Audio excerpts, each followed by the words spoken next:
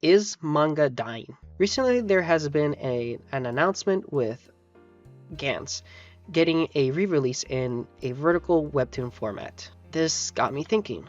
With the recent announcements that the Demon Slayer anime is ending with its Hashira training arc and moving on with a series of trilogy films, and following the recent announcement that My Hero Academia is coming to a close this August, this got me thinking, is manga dying? As if it wasn't for the massive successes of series like My Hero Academia and Demon Slayer, we likely wouldn't have seen the massive explosion. Of people getting into anime around the end of 2019 and with the pandemic, as this kind of correlates with the explosion of Crunchyroll and Netflix picking up anime titles. But here are the key issues going on that's a threat with manga. Are the threats of AI art and AI translations seeping into the manga industry. And with it, we've seen the recent rise of Webtoons over the past couple years, which has kind of shifted individual consumer demands for what shows they want adapted into anime, with the recent partnership with Crunchyroll and Webtoons with the adaptation of God of High School and the still continuing adaptation of Tower of God. But where I see the real issue with the possibility of the manga industry dying are bad faith actors out there who spread misinformation to get eyeballs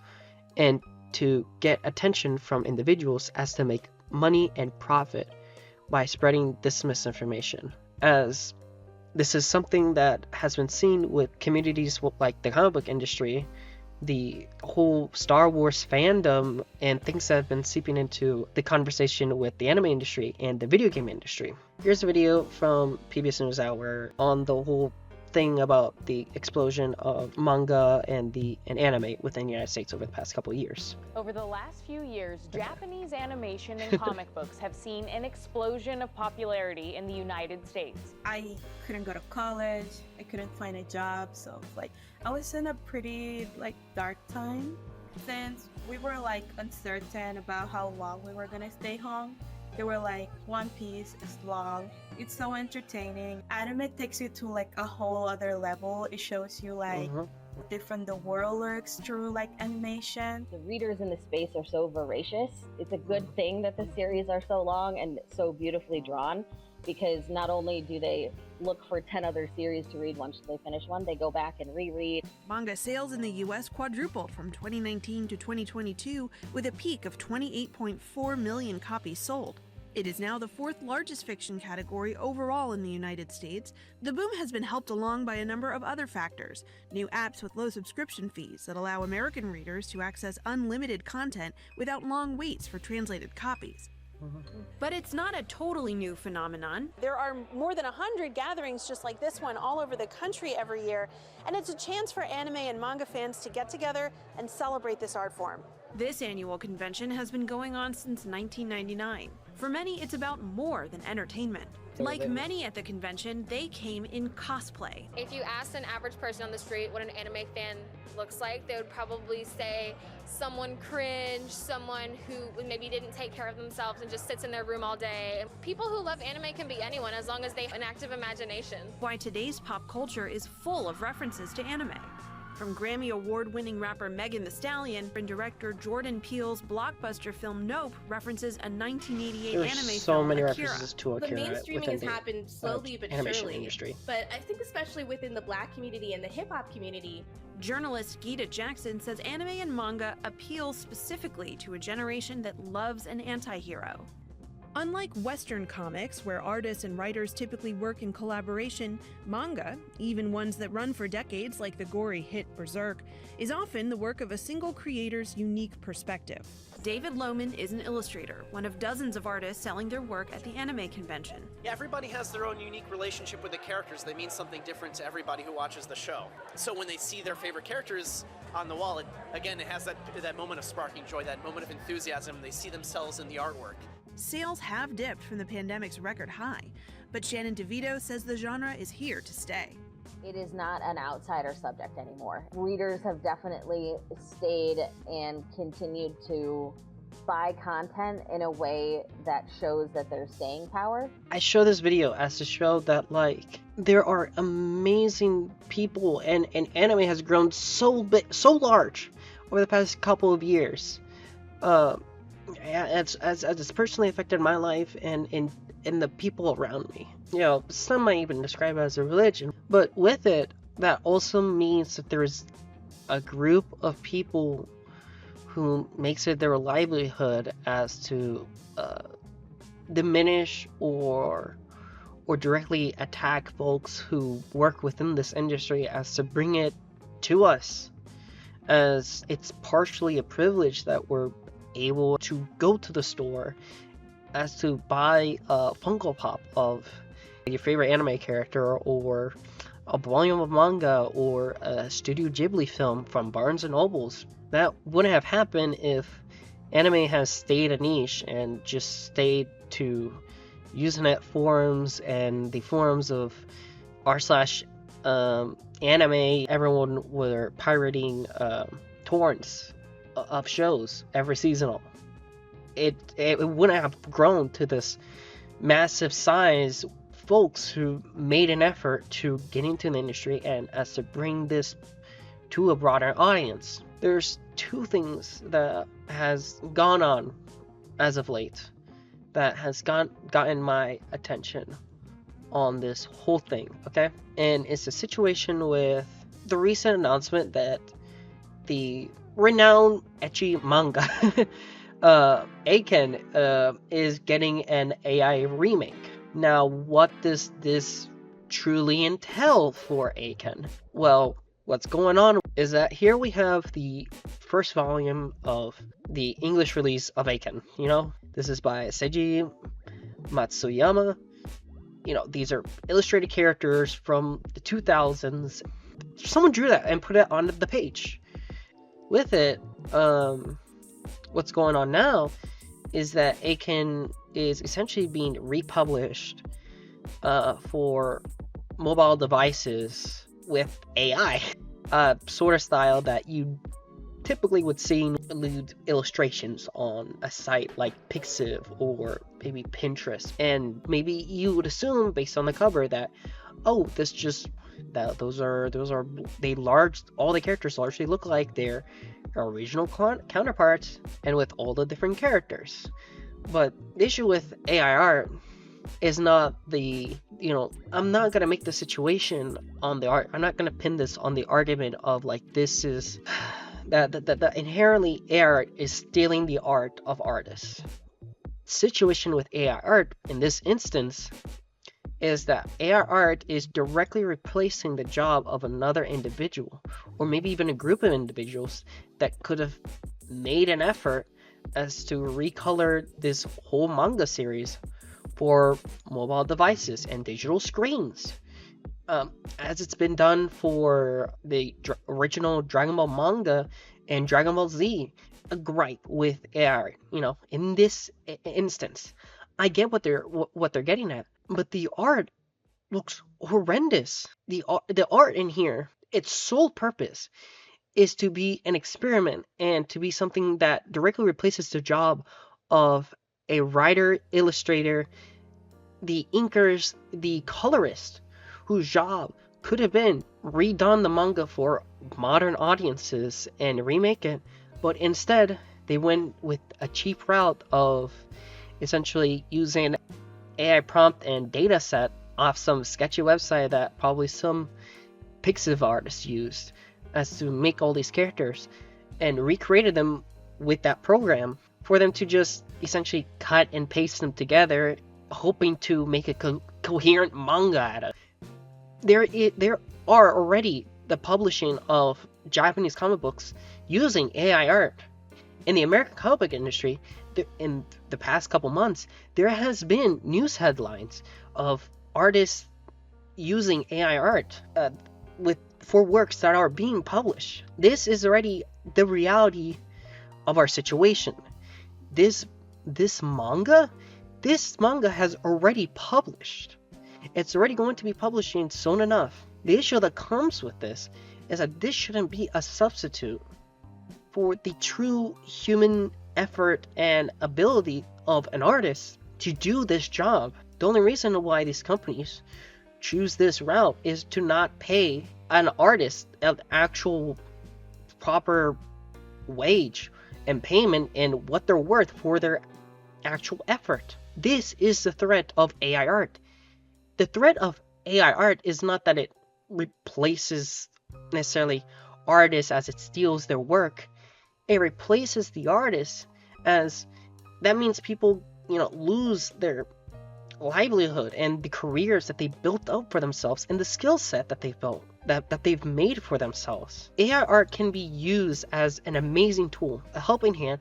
Actual artists that I've seen have used it as to help them out with character designs or ideas, but it shouldn't be the sole thing and object that you and a tool that you use to make something like this. This is debaucherous. Which gets on to my next point with AI translations with Viz Media and Shonen Jump. Shueisha has decided to run an AI translated global manga company for a month. The whole conceit of this type of initiative, the whole reason why Shueisha does this type of effort and is experimenting with this, is to essentially test the waters. You're quote unquote getting tighter and closer translations that are more literal to the Japanese dialogue. Is that what the original manga author originally intended for their work? Does the manga author care that their work is being literally translated for audiences, for them to pick up on maybe the slightest nuance, or individuals be hired to actually properly localize and bring these titles to the States so that general audiences can just understand and pick it up, know what's going on? There's a whole thing with fan community circles with jargon within anime, like Chan, Kun, or maybe old One Piece fan translations and scanlations for the anime series and manga, in using the original terms for each ability and power that the characters uses. And that's its own can of worms. You can't literally Sam-san as, Mr. Sam, or Aris-chan as, Miss Alice in manga, where it's just a group of teenage kids in a high school. That's not something like in the States or the UK you just use within your daily life. You have to localize that sort of sentence structure as to be like, no, I'm referring to Alice here. I'm not using a formal term and form with this individual because we're just a group of kids who are just hanging out in a high school. The thing about AI translations is that this is an amazing tool. This could be an amazing thing, translators, to get an idea. It's been said, if you I highly recommend this podcast. It's called We Crew. I know a couple folks over there, Mooney and Sai, as I join their watch parties that they have on this Discord. But they've had a recent episode with Robert Woodhead, current sort of former head of Animego, where he's currently working on a release. To get a rough idea of what that release was saying for maybe a dialogue or whatever that was untranslated, he used ChatGPT as to get a general idea and asked it, why did it make the choices that it made? That's an amazing tool. But Mr. Woodhead also has his wife Natsumi, who's a professional interpreter. Business and things of that sort is his wife. So even with that AI prompt and with the answer that I gave him, he still checked with his wife to have a broader understanding and a direct understanding of whatever was the scene with the show or what's going on. This is the sort of thing that I if this is some online tool to get manga faster and as squash, I get the sentiment. That's cool, okay? If an individual is not gonna be paying for that title in the first place, removing the sentiments for them to pay for that title, they're likely not going to check it out anyways. To get back with what with this, it's just like this, as with AI art, inherently replaces the job of a single individual translating a work. There's already issues within the translation industry, translation community, where, for an example, a company like Crunchyroll, they pay them for a set price for an episode for a lot of individuals' works. It doesn't really necessarily matter the amount of time or effort for that individual to put within that episode, because that episode needs to air, and Crunchyroll will pay horrible wages like they've been doing for Crunchyroll's entire existence, as it used to be a former piracy site and then became legitimate after they got enough threats by people within the industry to change. Ideas like this, and with the AI art situation, are things that us as general consumers and individuals who want things for the best for anime need to call out. As it's even brought up, the Japanese Association for Translators, they have brought up the issue with AI translations for manga, as this headline shows. The issue with it is that, like, where it's just bad, okay? AI cannot necessarily inherently understand context. It cannot inherently directly really translate a whole manga series, even though if you want it. You have to have an individual right there as to be doing the actual work for it to be even high quality and professional work. AI cannot necessarily replace this job, Let's not forget, with My Hero ending and Demon Slayer, would Demon Slayer and My Hero Academia have gotten as big as they did when each respective series came out if they were translated by AI and it was just done by some soulless company and corporation who could care less about individuals behind the scenes working on the show? I don't think so. For an example, Jujutsu Kaisen 0 wouldn't have gotten the film releases that they did without the works of the individuals that worked behind the scenes as to bringing the show, with all the issues that went on to bring it to screen and for general audiences to watch, and the low pay that these individuals work to bring this to you. It's messed up. It's genuinely inhuman to and I want to even say narcissistic, and like, these individuals do not have empathy for those who work behind the scenes.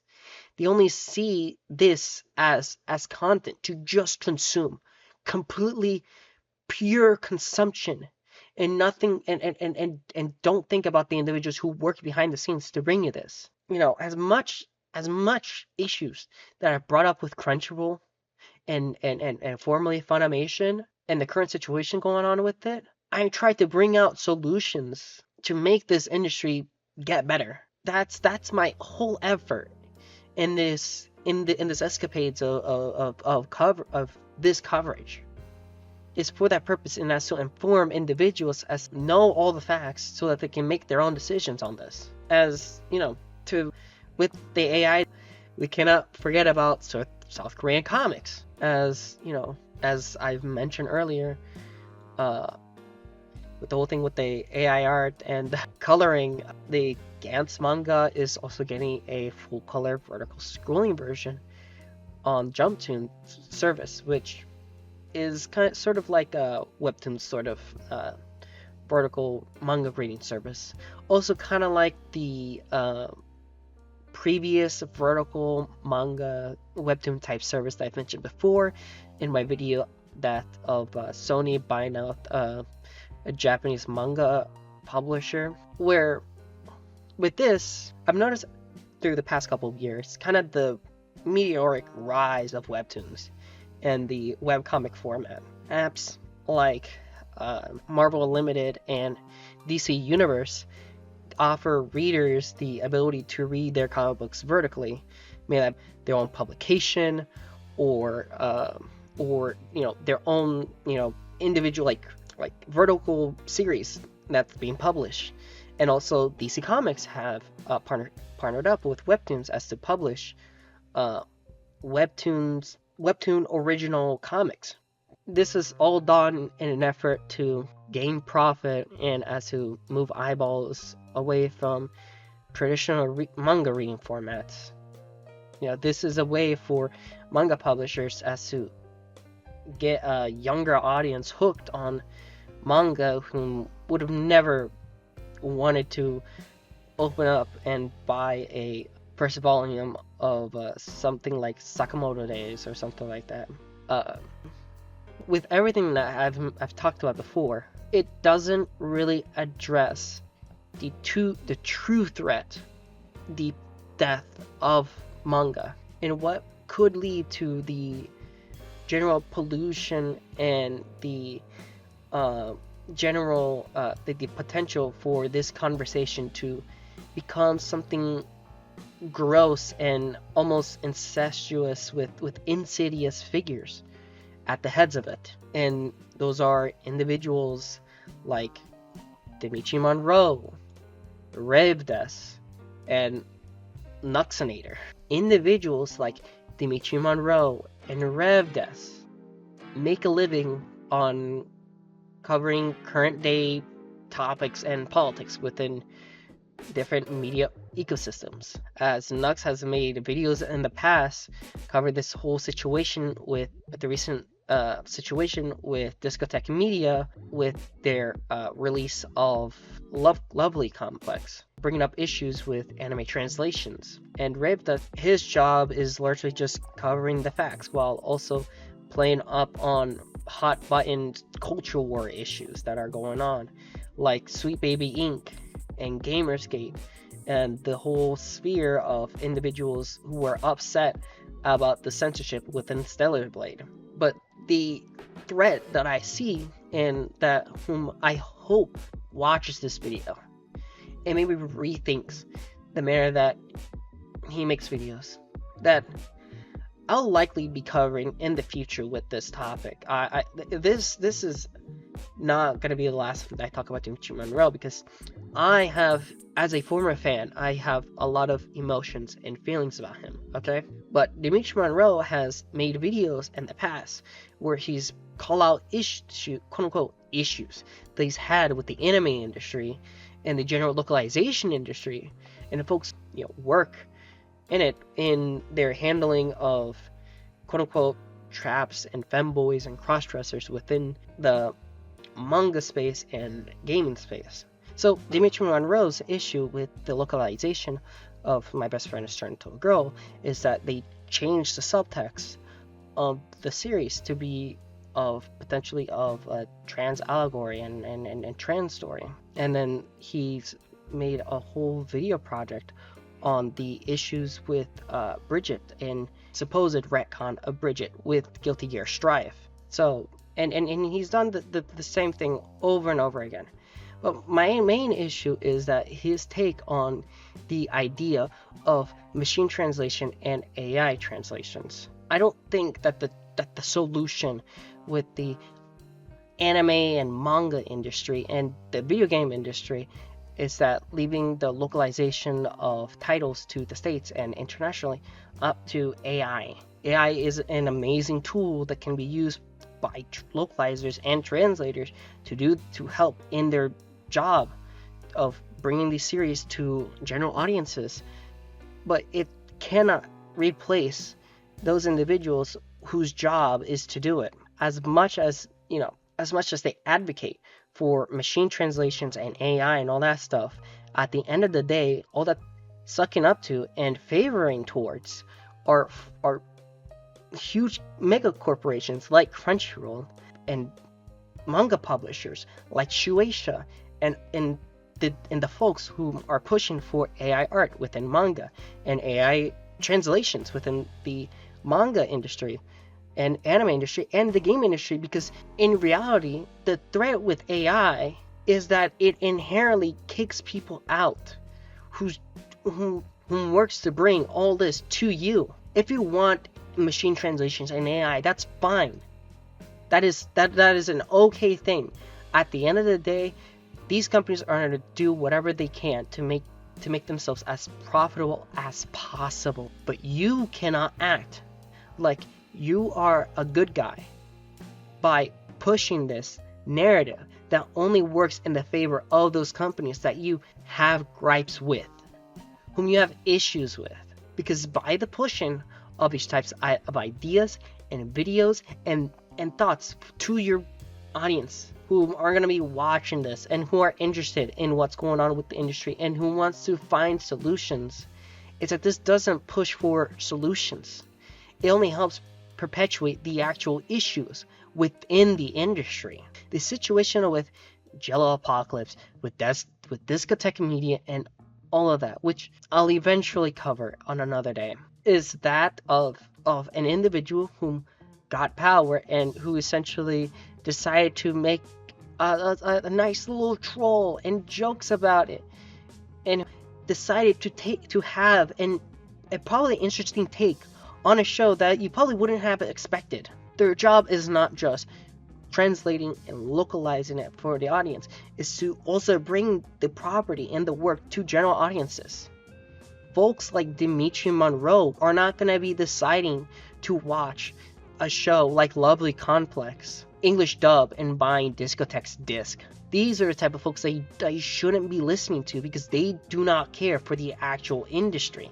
As he has done with quote-unquote Gamergate 2 and the Sweet Baby situation, is that most of these folks, like Dimitri Monroe, Revdes, and Nuxinator, is that they're just going to just be playing on whatever culture war issue and hot button little thing is going to get them clicks and attention and funnel people over to their Patreons, to their Ko-fis, to their streams where people can donate to them, and where they can continue perpetuating this misinformation that goes on, which causes folks to get wrapped up in this silly cultural, quote-unquote, culture war that's going on. That's the real threat of manga, and what could potentially lead to the potential death of manga. It's already happened with the anime industry. It's already happened with the video game industry. It's already happened with Star Wars and other properties that people enjoy. These people do not care for those properties. They're only doing everything in their power to just make as much money as possible. They don't care. An individual like Dimitri Monroe does not care about what's best for the anime industry. And which brings us back, because what actually got me interested and inspired me to do this project and this dissection of the whole industry at large that's going on with the content creator sphere and manga industry and general culture war and all that stuff. What got me inspired to do all this is what's gone on with the comic book industry. I'm a massive fan of American comic books. I love reading the stories centering around Batman and the X-Men and Superman and Spider-Man and the Justice League and whatever is going on in their daily lives. But people within this online space have made it their job and their livelihoods off of admonishing and tearing down the industry.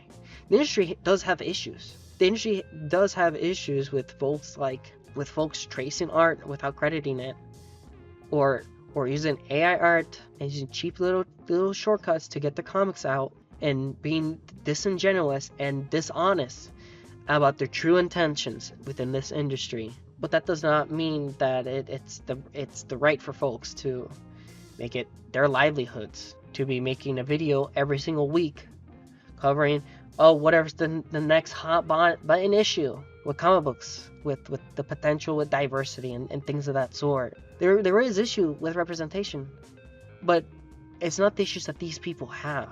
The issue with it is that it's largely done by greedy corporations who only do it to do a checkbox, as to get more folks and eyeballs to it to both hate watch and to throw them more money. That is what's going on. By consuming that type of content and by supporting it is what will lead to the death of the manga industry and the general fan culture. It's a threat here. I'm actually done with this tirade.